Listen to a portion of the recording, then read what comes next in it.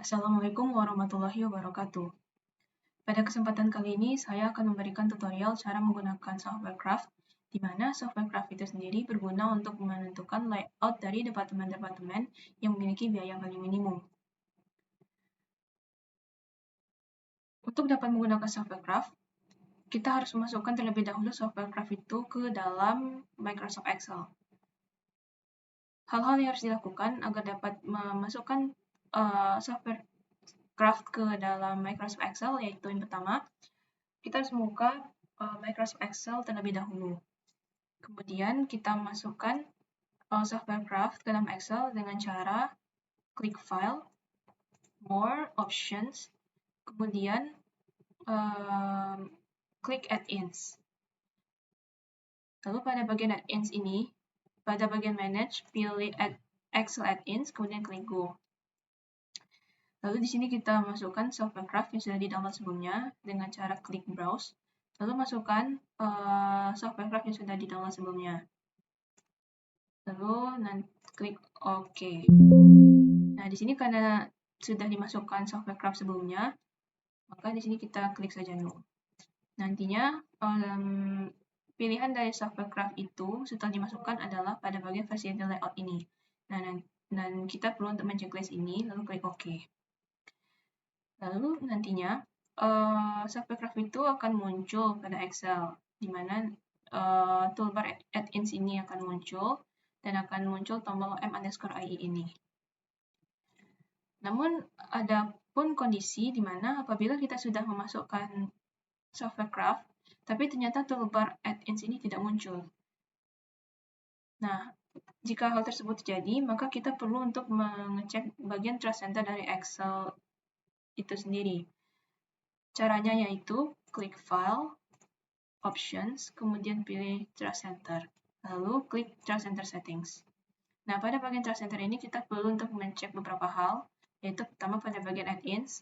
Pada bagian add-ins ini kita perlu untuk men-checklist required application add-ins to be signed by trusted publisher.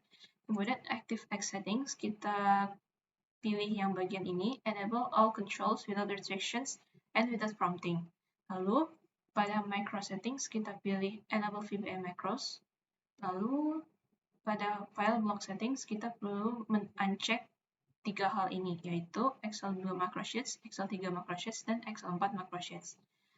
Lalu klik OK. Lalu di sini juga diklik OK.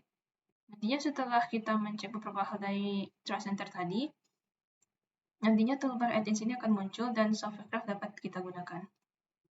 Selanjutnya yaitu cara dari menggunakan software Craft itu sendiri. Langkah-langkah yang perlu dilakukan untuk menggunakan software Craft yaitu pertama kita klik dulu toolbar add-ins, kemudian klik tombol OM_IE ini, lalu pilih New Layout. Setelah kita menekan tombol New Layout tadi, maka akan muncul jendela Layout Data. Nah, pada Layout Data ini ada beberapa informasi yang perlu kita isi. Pertama, Name. Ini nama dari sheet yang akan muncul nantinya. Di sini kita beri nama Production. Kemudian Number of Departments-nya menunjukkan jumlah departemen yang kita butuhkan. Di sini kita misalkan jumlah yang kita butuhkan itu ada 8 departemen. Lalu number of fixed position ini menunjukkan berapa banyak departemen yang posisinya itu tetap. Di sini kita beri tidak ada atau 0. Kemudian distance measure menunjukkan satuan yang kita gunakan. Di sini kita menggunakan satuan meter. Lalu make random problem dan klik OK. Nah, di sini akan muncul sheet baru dengan nama production_layout. Nah, pada sheet ini ada beberapa informasi yang diberikan. Yang pertama, yaitu layout data. Pada layout data ini berisikan informasi yang kita isi sebelumnya. Problem name-nya production, number of departments-nya 8, jumlah departemen yang tetap itu 0, dan dimensi yang kita gunakan itu meter. Kemudian, ada facility information. Ini berisikan informasi fasilitas yang kita sediakan. Di sini ada skala, ada land, width, dan luas area yang kita sediakan. Kemudian selanjutnya ada department information, berisikan informasi dari departemen-departemen yang kita butuhkan. Di sini ada nama dari departemen, kemudian keterangan fix atau variabelnya, kemudian luas dari masing-masing departemen. Kemudian ada flow matrix. Flow matrix ini menunjukkan frekuensi perpindahan dari satu departemen ke departemen lainnya. Dan cost matrix ini menunjukkan biaya yang dibutuhkan untuk berpindah dari satu departemen ke departemen lainnya. Oke, selanjutnya kita isi terlebih dahulu informasi yang dibutuhkan ini. Yang pertama itu bagian departemen information. Pertama kita isi dulu nama-nama dari departemennya. Di sini kita punya data awal, data nama dari masing-masing departemen dan luas dari masing-masing departemen itu. Kemudian kita juga punya data OMH dan data FTC. Pertama kita masukkan dulu nama-nama mesin atau departemennya. Kemudian di sini kita asumsikan tidak ada departemen yang fix, jadi semuanya itu variabel. Lalu luas dari masing-masing departemen itu kita masukkan juga nilainya. Dan sales ini nantinya akan mengikuti dari area ini. Dan sales ini nanti ukurannya akan mengikuti dari skala yang kita tentukan. Di skala ini bisa kita tentukan, bisa 1, 2, atau berapapun. Tergantung dari berapa luas atau area yang kita butuhkan. Lalu, selanjutnya flow matrix ini bisa bersumber dari FTC. Kita masukkan data yang ada di FTC ini. Lalu selanjutnya cost matrix ini menunjukkan biaya yang dibutuhkan untuk berpindah dari satu departemen ke departemen lainnya. Untuk mengisi cost matrix ini didapatkan dengan cara perkalian dari flow matrix dikalikan dengan OMH, di mana di sini OMH kita tetapkan sebesar Rp4,5 per meter.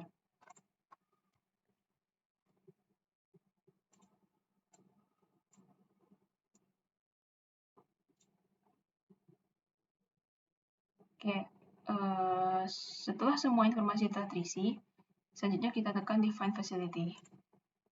Nah, di sini terdapat pemberitahuan some of areas exceed available space in plan. Ini dikarenakan luas area yang kita sediakan itu ukurannya lebih kecil dibandingkan area yang seharusnya kita butuhkan. Di mana di sini kita itu sebenarnya membutuhkan area itu sebesar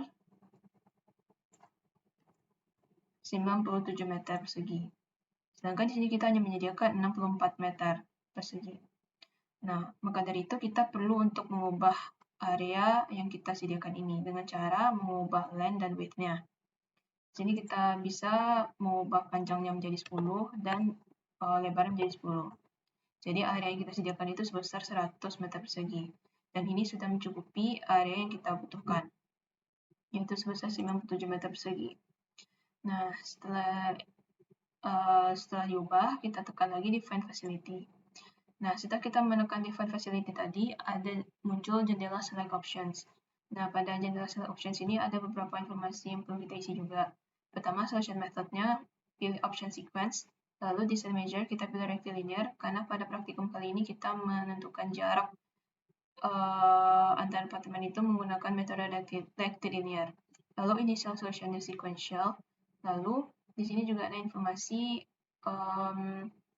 panjang dan lebar dari plan yang kita rancang dalam satuan sales dan lebar dari departemennya itu juga. Ini bisa disesuaikan dengan ukuran dari layout yang kita butuhkan. Lalu klik OK. Nah, setelah kita klik OK tadi, maka akan muncul sheet baru yaitu production_facility. Nah, di sini merupakan hasil dari data-data yang sudah kita inputkan tadi. Nah, di sini ada banyak informasi yang bisa kita dapatkan. Di mana di sini ada problem name-nya production, kemudian jumlah dari departemennya ada 8, panjang lebarnya 10 dalam satuan cells, dan untuk area dalam cells-nya itu sebesar 100 cells. Dan di sini biaya yang dihasilkan dari initial layout ini, yaitu sebesar 37.714. Ini biaya yang dikeluarkan nantinya dari initial layout ini. Lalu, ada informasi juga jumlah dari gangnya itu ada 2 dan lebar dari apartemennya itu 5. Lalu ini biaya dari initial layout itu adalah sebesar 37.714. Nah, kita bisa mencari cost yang lebih kecil dengan layout yang berbeda tentunya. Nah, untuk mendapatkan hal tersebut, kita bisa menekan tombol solve ini. Nah, setelah kita menekan tombol solve tadi, akan muncul jendela solution options, di mana ada 2 pilihan di sini, ada stop at each improvement sama do not stop. Di sini kita pilih do not stop dan klik OK. Nah, lalu di sini ditampilkan pemberitahuan bahwasanya initial mission itu kita membutuhkan biaya sebesar 37.714.